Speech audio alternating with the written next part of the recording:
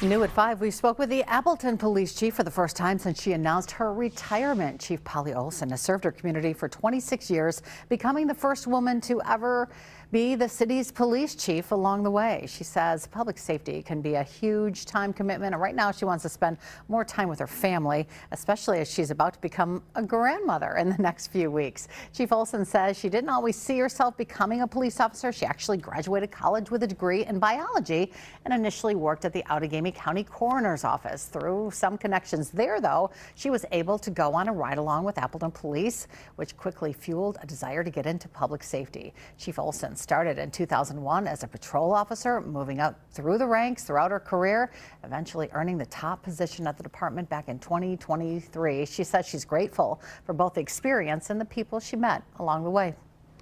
The things that I'm most proud of, honestly, is just being able to reach the point that we have today, that I can step away from a career feeling confident that I gave everything I could during my time here, and that I could work with such an amazing group of people, not only just internally, but externally.